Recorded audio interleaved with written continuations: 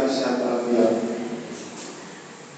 Salawat serta salam semoga senantiasa tercurahkan kepada junjungan Nabi besar Nabi Muhammad SAW, di mana berkat perjuangan beliau dan para sahabatnya lah hingga saat ini kita dapat merasakan indahnya iman dan Islam.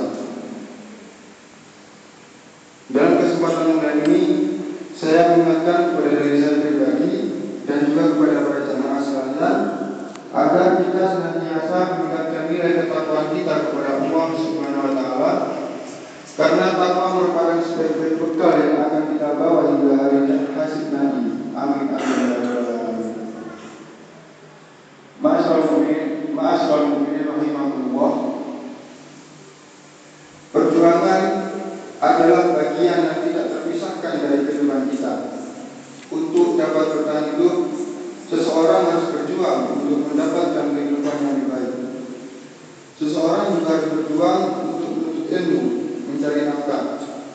Dari rentetan perjuangan itu, tahukah kita perjuangan apa yang paling berarti? Ternyata sebaik-baik perjuangan itu adalah perjuangan di jalan Allah yang mengorbankan segalanya, mulai dari harta hingga jiwanya. Semuanya dikorbankan untuk menggapai ridha Allah. Allah Subhanahu wa taala berfirman dalam surat As-Saff ayat 10 sampai 11 yang berbunyi, A'udzubillahi minasyaitonir rajim. Ya ayyuhalladzina amanu amlakukum ala tijarati yunjikum min adzabin alim. Tu'minuna billahi wa rasulihi wa tujahiduna fi sabilillah bi amwalikum wa anfusakum. Dzalikum khairul lakum in kuntum ta'lamun.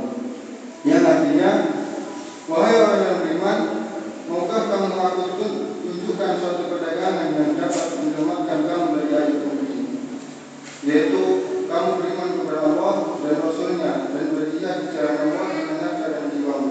Itulah yang lebih baik bagi kamu jika kamu mengetahui.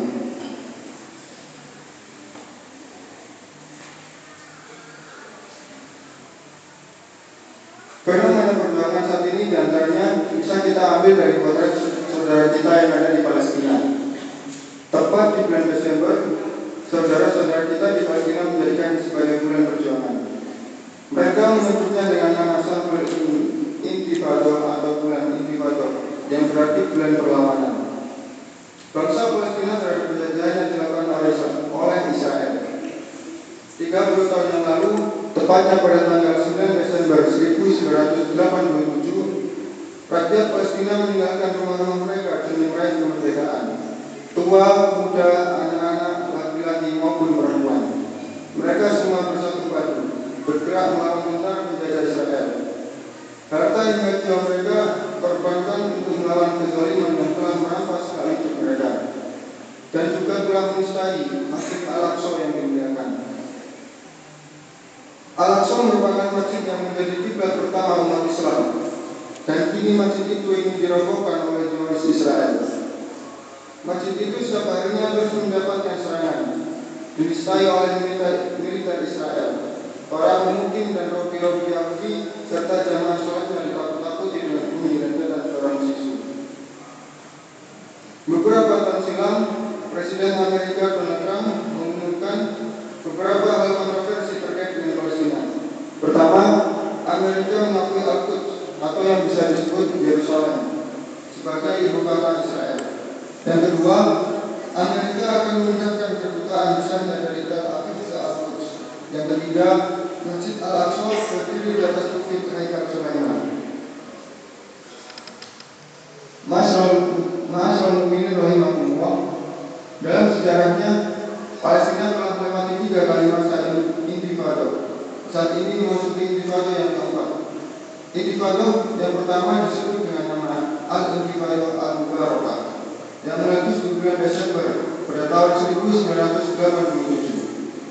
Perlawanan rakyat ini akhirnya berhenti pada bulan September pada tahun 1993 bersamaan dengan ditandatanganinya kesepakatan Oslo antara otoritas Palestina dan Israel. Sebanyak 1.392 warga Palestina gugur sebagai syuhada dalam aksi intifada pertama itu. Apakah dengan kesempatan itu pertanda penjajahan telah berakhir? Ternyata tidak. Penjajahan berlanjut dengan perjuangan raja Palestina juga terus dilakukan. Maka meleduslah selanjutnya intifada kedua yang dikenal dengan nama Intifada Al-Aqsa pada bulan September pada tahun 2000. Penamaan Al-Aqsa tidak lepas dari penyebab wujudnya aksi itu, yaitu ketika Perdana Menteri Israel ketika itu Ariel Sharon memaksa masuk ke dalam kompleks Masjid Al-Aqsa dengan membawa 1.200 personil kepolisian. Menghadapi kondisi ini, jamaah Masjid Suci Al-Aqsa tidak tinggal diam. Mereka melakukan perlawanan, bentrokan pun meletus. Darah suci para penjaga Masjid Al-Aqsa membasahi peralatan masjid. Dari perjuangan itulah yang mewakili pembelaan umat Islam yang kelak akan menjadi saksi kesungguhan perjuangan mereka di jalan Allah. Intifada ketiga dimulai pada tanggal 1 Oktober 2015 dengan nama Intifada Sakati, artinya perlawanan dengan menggunakan pisau.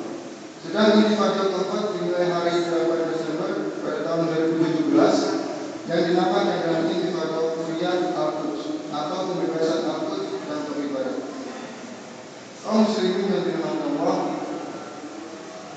saudara-saudara kita di Palestina saat ini diusir dari tanah kelahirannya. Rumah-rumahnya dirobohkan, hidup di bawah tekanan dan blokade berkepanjangan. Mereka adalah orang-orang yang berzalimi dan mereka memiliki hak untuk melakukan perlawanan dengan beragam bentuknya. Orang-orang Palestina berperan dengan semangat keimanan mereka, mengarahkan tenaga baik dalam bentuk fisik, pikiran dan menggunakan persenjataan yang sangat terbatas. Namun disitulah kekuatan perjuangan sesungguhnya yang membuat musuh-musuh umum menjadi takut. Sedangkan kita yang berada jauh dari mereka secara fisik, maka ucapkanlah materi terbaik kita dan doa terbaik kita untuk mereka. Karena setiap harta yang kita infakkan di dalam Allah, niscaya akan mendapatkan balasan yang tunggal harganya. Kaum muslimin yang dirahmati Allah, bertetapan dengan perjuangan Palestina, hendaklah kita mampu mengambil semangat dari perjuangan mereka. Beberapa pelajaran yang dapat kita petik adalah: pertama, tetap menjaga persatuan umat. Perjuangan tidak ada artinya ketika saling bercerai-berai, karena Allah mungkin perjuangan hambanya yang berada dalam satu sop layak sebuah bangunan yang kokoh. Karena dengan cara itulah perjuangan kita akan sampai pada kemenangan. Yang kedua, sesungguhnya Allah menyukai. Yang kedua, dalam hidup yang hanya sekali ini, niatkanlah untuk berjuang menegakkan agama Allah dengan apapun bentuknya. Karena mati dalam membela agama Allah merupakan sebuah kemuliaan.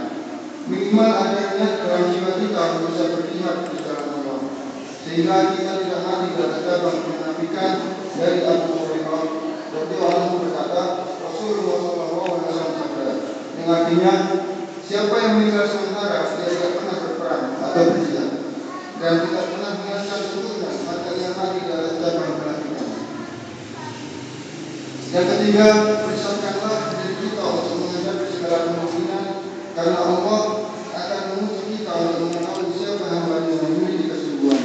Dan ujian itu beragam bentuknya, bisa dalam bentuk pengorbanan, harta hingga jiwa kita. Dan selalu ingatlah, seorang mukmin yang memiliki persiapan kekuatan baik dari segi jasmani maupun rohani, ilmu maupun materi, lebih dicintai oleh Allah daripada mukmin yang lemah, karena dengan kekuatan yang dia miliki, ia akan menjadi mukmin yang bermanfaat untuk menegakkan agama Allah di atas muka bumi ini. Mungkin cukup itu saja yang dapat saya sampaikan. Kurang saya mohon maaf yang sebesar-besarnya. Astagfirullah. Nun wal qalam